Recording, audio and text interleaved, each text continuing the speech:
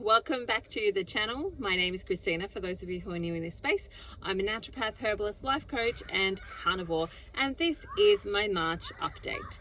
So every month, one of the things that I have been doing while I've been on carnivore is actually been giving a bit of an update both here and on some of my other socials as well. And so it's not exactly the end of the month, in the sense that I'm about a day or two late, but there's a reason for that. So it is the 2nd of April, I think, yeah, the 2nd of April at current. And the reason that I'm a little bit late is because we are back on the road. So if you've been following our journey on multiple different fronts, we have essentially for the last 7.5 months been traveling Australia. So we left our home in Tasmania August last year, and we have been traveling around the country, living in tents and a van. This van is the one we have now, but we did have another van, and traveling Australia and exploring and seeing what we can see. So we have had last month, March, we actually got to be in a house for a month. So, you know, if you're watching my videos, you would have seen there was probably a white house-like background in the background. Whereas now I'm back to van life, back in the van. You're going to see me in the car office again. So that is something that has changed again this month, is that we've done 1 month kind of house sitting-ish. And now we're back on the road and we're back traveling again. So that's why I'm a couple of days late with this update, because we have been traveling we were down near the Snowy Mountains. We're now moving our way back up through New South Wales because I have a wedding to attend in April. For my brother. So this month I have a wedding to attend in Queensland. So we're making our way back up there. Plus it's getting too cold to stay down this way too much. So last night was actually quite comfortable. It had been getting quite cold where we were down near the Snowy.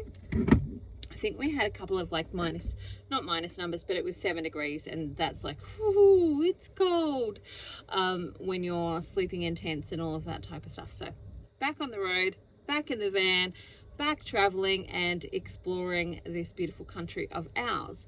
Now, one of the things that I have been doing along my own journey with carnivore has been monthly shares of like how I've been going, what's been happening for me, etc, etc. Now this month I have lost probably only about half a kilo, which brings kind of my total weight loss now to about 39.5 kilos.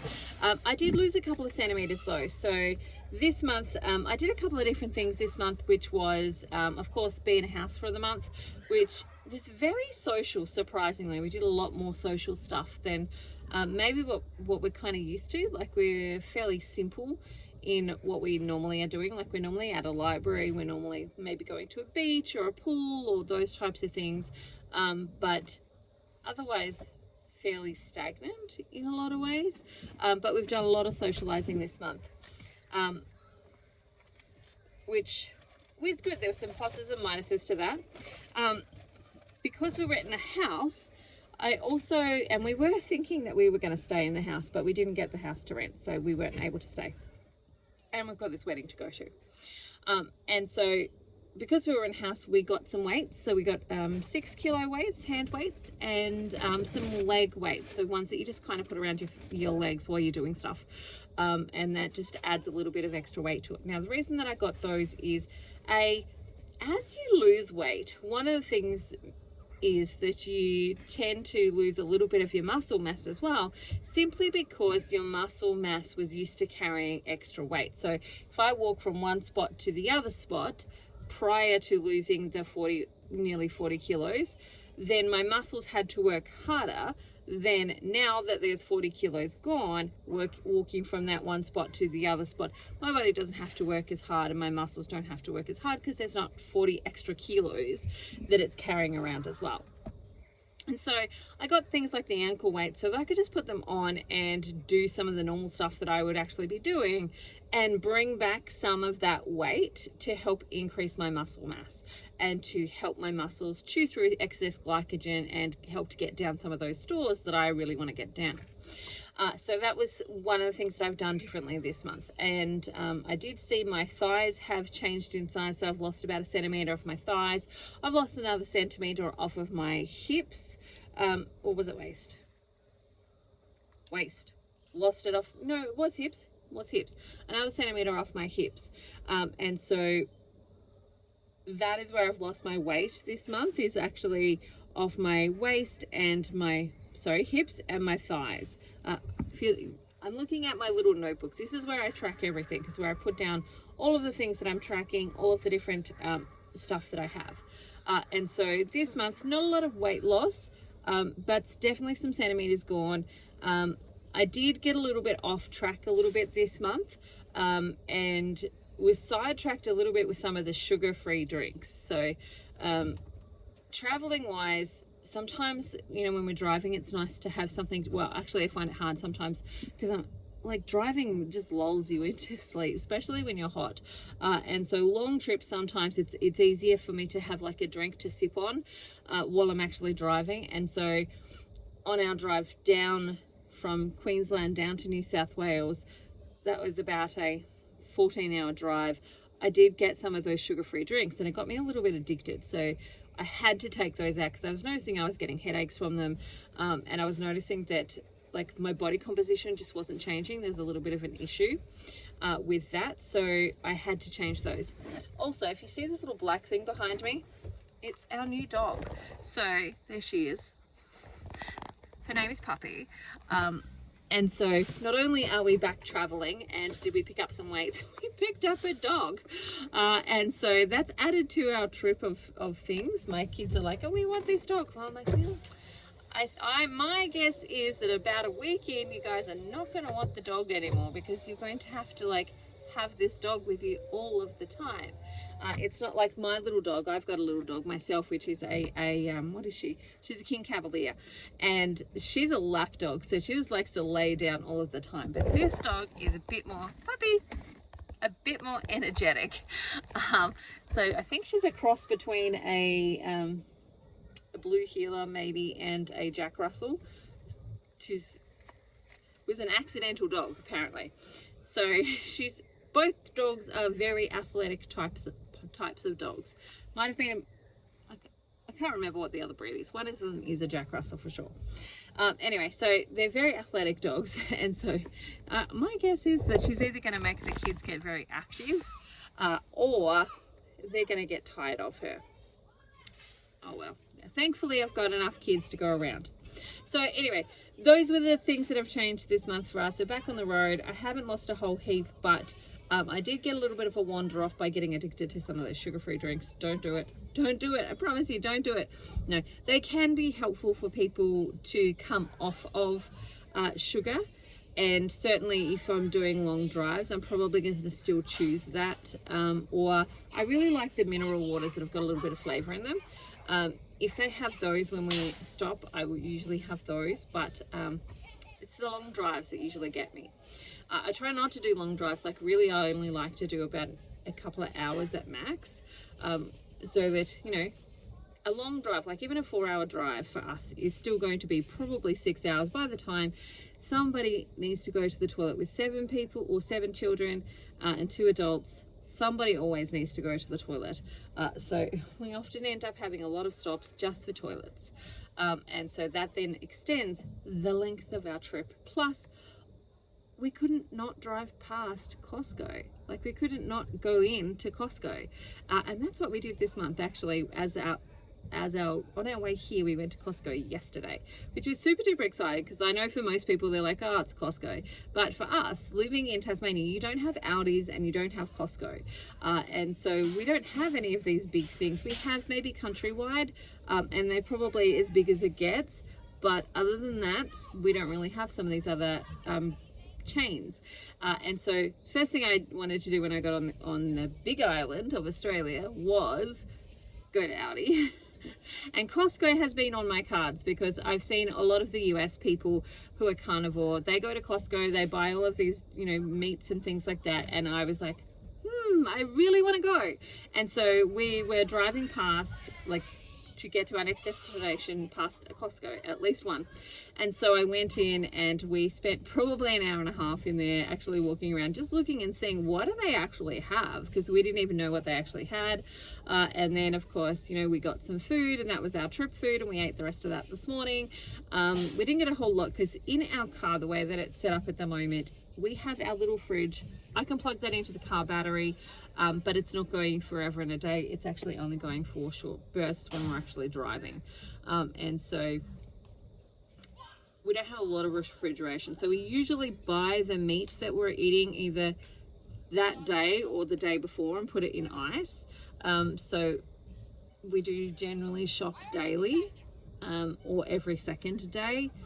We've got like canned tuna at the moment, so that kind of is like stuff that doesn't need to be heated or cooled. Eggs are another good one. Like we'll easily go through a couple of dozen eggs, so you know, I might buy eggs and they will last us not very long. So we can keep those kind of in the car and in the little bar fridge as well, because it's cool enough to keep things from going off, but not cold enough just with the car when we're not on a powered site. To actually keep everything like nice and icy cold and keep it for a long period of time and all of that type of stuff. So that's also a challenge. And for those of you who have been following our travels, we got rid of the trailer. So the trailer is now back in New South Wales. Well, back with some friends. They're looking after it, and we are just going with the van. And one, it makes going to places like Costco a lot easier because I don't have to drive around and try and find a place where I can park with the trailer on, and cheaper on petrol. So we're going to see how we go with this and see what happens after that. We're not sure. One of the experiences that I have learnt over this period of time is to not plan too far ahead, because everything can change in a heartbeat. So we've been places where, you know, it looks like it was going to be great and we get there and then it rains for, you know, it's going to rain for weeks on end, or like, you know, mostly it's going to be rain. So we pack up and we go. We've gotten to other places and it's been so great. There's been so much to see. We're only meant to be there for a little time. But when we get there, we're like, no, we want to stay here for longer. So let's do a bit more time. And so we've learned over this trip not to like get too caught up in it has to look like this, and this is all of the rules and the parameters, and this is our plans and all of that type of stuff. We've learned not to get too stuck in that, simply because it changes so quickly. Anything can happen, and it usually does, and you just take one day at a time, one step at a time, one foot in front of the other. So it's been a real sort of stretching journey on many fronts. So the carnivore has really helped me be able to tackle this journey of uncertainty, because there's a lot of change. I don't think I would cope as well if I wasn't feeling so good, and wasn't able to, like, you know, anxiety and all of those types of things are a lot better from the carnivore perspective. And so, you know, when there has been stressful situations, I think I've coped with them better than had I not been carnivore and my health wasn't as good as it actually was right now. So yeah, blood glucose, for those of you who are following along from that point of view, blood glucose is normal. It's within normal range most of the time. Occasionally I'll have a couple of hiccups here and there, but most of the time it's within normal range and it's really, really good. For those who want to know about eating, I usually try and eat breakfast, and I usually try and eat like around 7-ish. And then I try not to have dinner. No, not that I'm forcing myself not to, but I guess get to the end of the day and I'm not really hungry. So for example, today's not a normal day, but normally, like today we had brunch. So we ate around 11 and we had a load of food. And so my goal is to actually like stock up on food then. And that was 11. It's nearly heading towards 5. I'm not hungry. We do have a communal dinner to go to. And we're going to take some food to that. Probably, you know, I'm just thinking that, see, normally the way that I normally do it is I eat around 7 and then I might eat again around 3, 4. And then that's it. I don't really have anything after that. That's usually my end of the day sort of stuff. Because I'm usually a 2-meal person. Like, I'm pretty happy with 2 meals. I do struggle sometimes to to have 2 meals, and sometimes I struggle not to have 2 meals, in the sense that some days I'm like, nah, like today, for example, right now, we had that 1 meal. I fully, you know, we had, what did we have? If you want to look on my Instagram, you'll see a photo of like the barbecue and the spot that we had it. So we had a barbecue, and it was basically leftover chicken, leftover pork knuckle that we got from Costco, some onions, and then we went to the supermarket on the way here, and they had like a discounted, like really discounted steak. I brought that for us to just chop up and share. They had pork ribs, spare ribs, and then there was some chicken pieces as well. So we grabbed those because they were on special, put them on the barbecue, cooked them all up, along with having some smoked salmon and some cheese. Cheese. So like, I'm full as a gook. I actually don't need to eat again. But I will probably have a little bit at the community dinner. But other than that, like, I could today probably easily go without that second meal. That's not my norm. Normally I eat much earlier in the day and then I have a second meal, and then that's it for me. But yeah, that's what I've been doing of late, which is always interesting because people go, what do you eat? And this is why I always do, like, if you see some of my videos, like what do I have for breakfast on a high fat carnivore diet, it's like, because that's mostly what I'm having. Like, I'll have breakfast and then I might not have anything else, or I'll have breakfast and then I have something else that's like, I'm just eating some cheese and prosciutto, like that's it, or salami. I'm just eating some cheese and salami and that's it, I'm done, I'm not having anything else. And so people go, what are you eating a whole day? I'm like, that's why you get a lot of breakfast posts. But I will continue to try and do a few more of those what I eat in a day, just to give you some inspiration, some ideas. But that's it for me today. I hope you have the most amazing day ever. I will talk to you again soon. And if there is any specific topics you'd like me to talk on, pop it below because I will happily do that. All right, bye for now. See you later.